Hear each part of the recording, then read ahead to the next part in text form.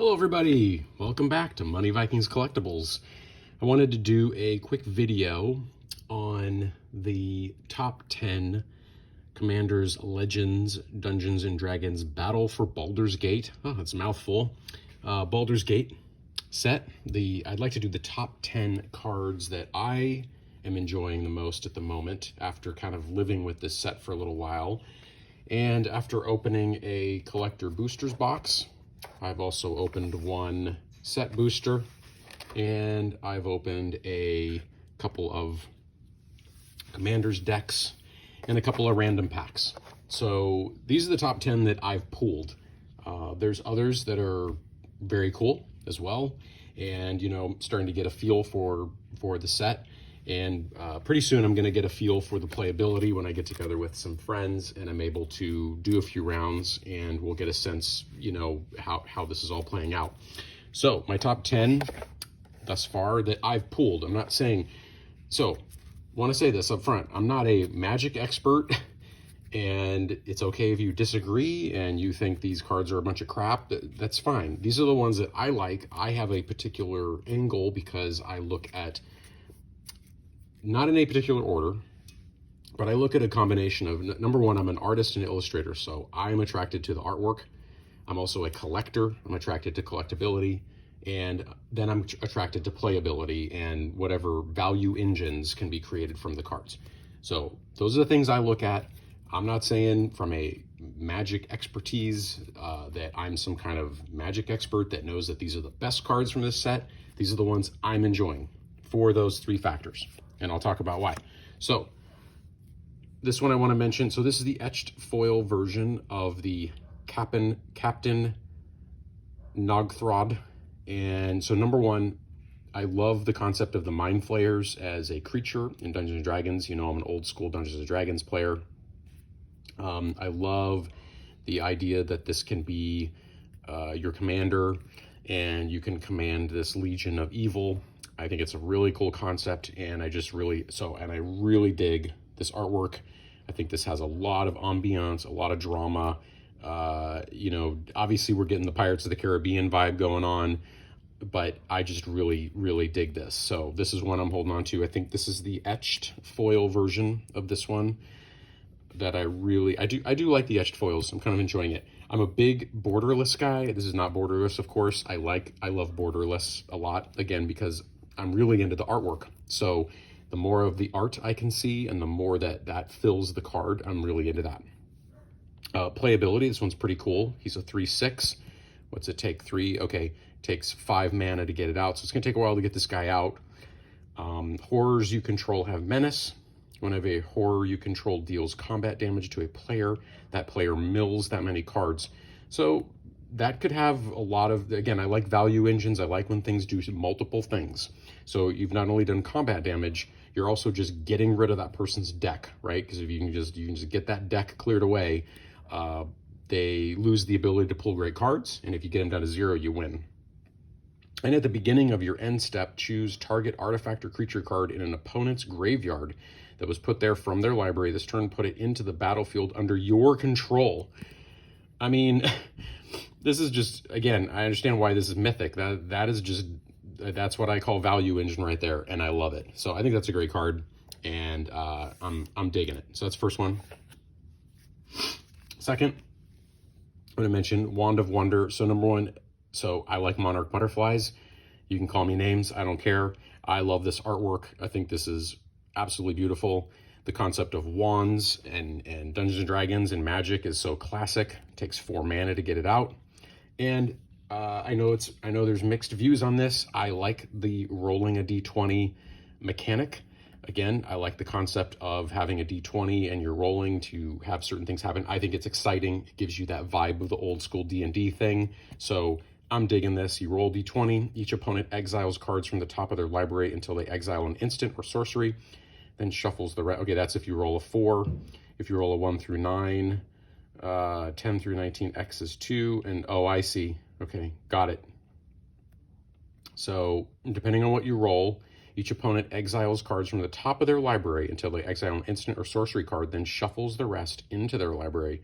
You may cast up to X instant and or sorcery spells from among cards exiled this way. Again, value engine. I think that's really cool. So beautiful card, and I think could be used effectively in a red deck.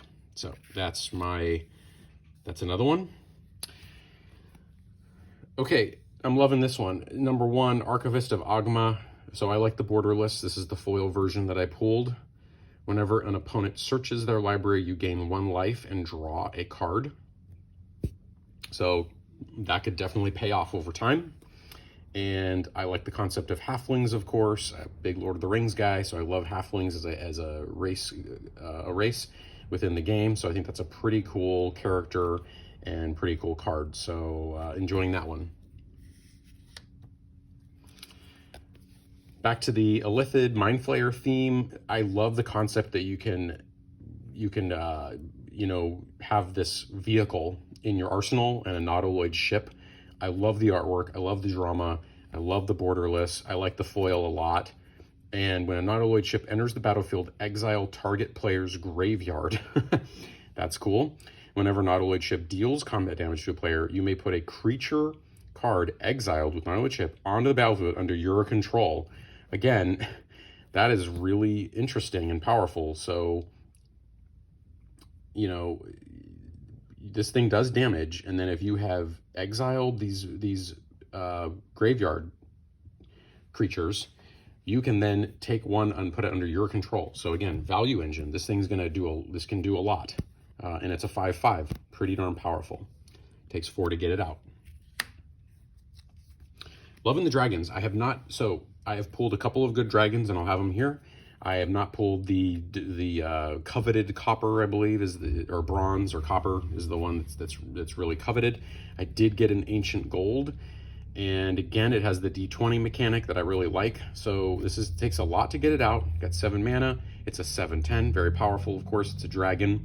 And whenever ancient gold dragon deals combat damage to a player, roll a D20. You create a number of 1/1 blue fairy dragon. So I mean, if you get a nice roll, you could get 16, 17, 18, 19, 20, dragons off of one roll. So you could really build up a powerful force here. So pretty cool. I'm enjoying it. And of course, I love dragons and I love the artwork. Next, of course, the Ancient Silver Dragon. This is one of my awesome pools, borderless. I think this is a $50 or $60 card. And again, it has the D20 thing. Whenever it deals combat damage, you roll D20. Draw cards equal to the result. You may have no maximum hand size for the rest of the game. This is huge. I mean, usually you can only have 7 cards. This is saying that you get to, whenever this guy does damage, I've got to get this in a deck. I mean, this is amazing. You roll a D20, and then all of a sudden you're just drawing so many cards. Crazy value engine here in terms of strategy and playability. I love this card. I can understand why it's $60. I like gnomes. Okay, so I think this gnome is really cool. I love the artwork. Again, I'm a trained illustrator. The color scheme is an awesome complementary color scheme with the purples and the yellows and the golds. I think that's awesome. So my hat's off to the artist. Who do we have here? David Sladek. My hat's off to you, sir. Tip of the hat. Gnome Wizard. I love it. Whenever 1 or more lands enter the battlefield under an opponent's control without being played, you may search your library for a plains card, put it into the battlefield, tap, then shuffle. Do this only once each turn. So great way to build up, if you have a white or mixed white deck, a great way to get mana onto your side and to power up. So very cool. And again, I'm very much drawn to the artwork here. I think it's really narrative. I really want to play this character in D&D. Okay, Blood Money. This one, the art's fine. It's pretty funny in a way, but this is just, these kind of cards I find really interesting. So this is a mythic, but destroying all creatures. So for each non-token creature destroyed this way, you create a tapped treasure token. This is pretty powerful. I mean, first of all, if you have an opponent that is just clobbering you, maybe he's got the dragons and maybe he rolled really well and he's got, 25 fairy dragons on the field. Well, if you pull this card out of a black deck or a mixed black deck, you're going to be able to really defend yourself and push back on that. So I really like this card. Very cool. I would want this in a black deck. Elementster. So I just love the character. I love the art. I would love to play this wizard, and I like that fantasy element of it. It's obviously a planeswalker, so each turn you can decide to +2 him, which is draw a card, then scry 2. That could help. And then after a while, you can do you can do it right away. He's a 5. You can do a -3. Exile the top card of your library, create a number of 1/1 blue fairy dragon creature tokens with flying equal to that card's mana value. Very cool. So what you'd want to do, what I would do, I would try to plus him up a couple times, maybe get him to a 7 or a 9, and then I'd -3 him a couple times to do that exile thing and get a bunch of those fairy dragons out. And by the end of a couple rounds, maybe you could have, you know, it depends on the mana value of the cards you draw, but, you know, maybe you have 5 or 6 fairy dragons out. It could always help. You got his little fairy dragon buddy right there. So I love it, and I like the borderless quite a bit. And from an artistic perspective, I love this red, yellow, blue complementary, red, yellow, blue sort of vibe to the character. Okay, and the last one, the 10th one I'm going to mention is Sea of Clouds. So first of all, I find it, you know, again, I look at artwork and collectability. I think this is beautiful. Beautiful land. Sea of Clouds enters the battlefield tapped unless you have 2 or more opponents. And then this is just a value engine where each time you hit this, you get to add a white or a blue mana. So again, value engine, and helps you alternate with the mana you need. Kind of cool. So those are the top 10 that I'm liking, that I pulled. Hopefully I'll pull more. I would really love all the dragons, but we will see how that goes. Hey, I hope you enjoyed this. Please like and subscribe. I would really appreciate it. Thank you so much.